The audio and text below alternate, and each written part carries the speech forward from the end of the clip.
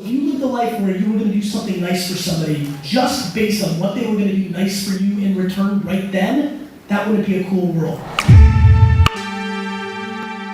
Something I've been thinking about a lot. It's this notion of the clouds and the dirt. It's kind of like another version of my steak and the sizzle. Meaning, I don't spend any time on the things that don't matter, and what doesn't matter is basically everything in between the overall vision and strategy and the real knowledge of it. Never caught in fabrics that's average. What would ever happen if I got married? I fully believe, I am bought in, that there's an ROI here. I don't need the reports, I don't need Nielsen's, I don't need 7 years later. If you lived a life where you were going to do something nice for somebody just based on what they were going to do nice for you in return right then, that wouldn't be a cool world. But the truth is, the best relationships are the ones where you give them something and then you start forming a relationship that then may benefit you somewhere along the line in the future. Got it? So when I say the clouds and dirt, my clouds are, I'm gonna buy the jets and here's how I'm gonna do it. That's a global clouds and dirt. Here's my clouds and dirt right now, as wearing my VaynerMedia hat all the time.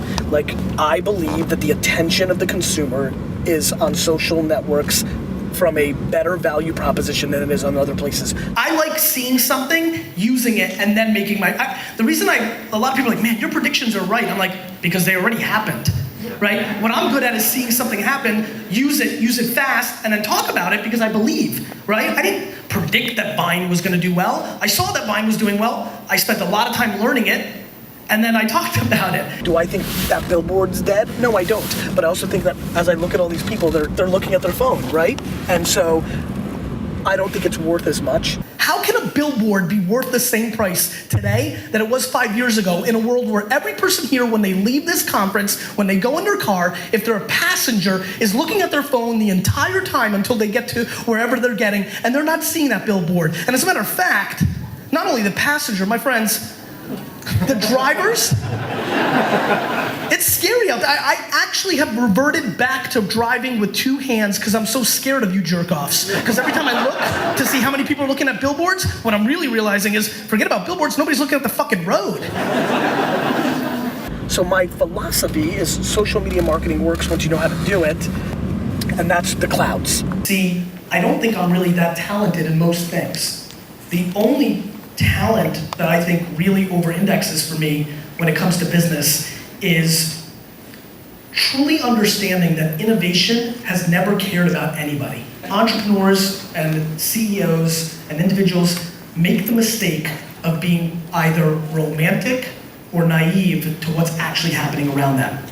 And so what you're gonna see, and what I'm banking on for my career over the next 40 years, is the emergence of direct-to-consumer brands that are gonna be able to take advantage of the reality of technology, but not be held down by the channel conflict of the scale that they're at, and be able to grow into big businesses that go direct-to-consumer. And then the dirt is the fact of like all of this that we do, that I do put out the content, that I do understand what dark posts are, that I understand, that we're talking now about, Pinterest's new ad product, that I know the details.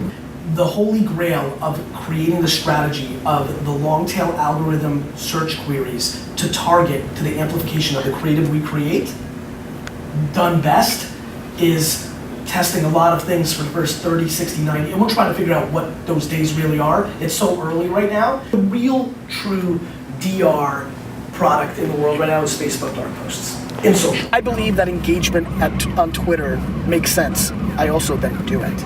I mean, all the people are like, it's not about what you say, it's about engagement. All these people that, have their strategy down in social, like the amount of social media gurus that are like, make sure you engage, and then they don't engage at all, creates a hypocrisy. That's why I built the company that I built, and not a media buying agency. The variable of conversion is the creative, and that is IP. That is human IP. A lot of times people don't have one or the other. They're too stuck in the minutia, they don't see the bigger picture, they don't know how to navigate, or they get it philosophically, but they don't have the skills or the appetite or the want or the need to actually be able to do it right. Either I'm completely crazy and lost my mind somewhere along the way, or shit's hitting the fan and opportunity is striking. And my guess is it's the latter. Know the details, know the philosophy, and don't worry about all the minutia in the middle, the politics, the process, all the crap that does not matter. And that's it. I spend all my time the clouds and the dirt, and that's why I think I'm successful. I play at the extreme levels of high buy-in and then dedication to learning my craft. Clouds, dirt.